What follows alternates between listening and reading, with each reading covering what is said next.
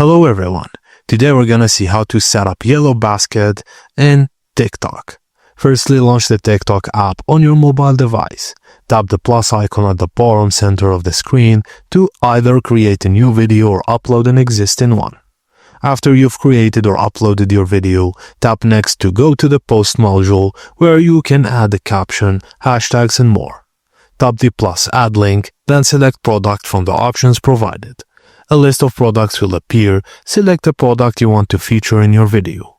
After selecting, you can edit the product name if needed and then tap add.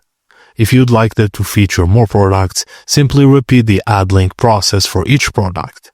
After you've added a desired product, review your video, and once you're satisfied, tap the post button to publish your video.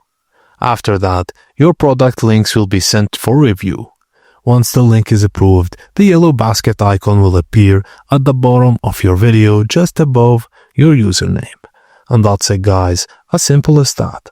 Thank you for watching, and please don't forget to like and subscribe for more.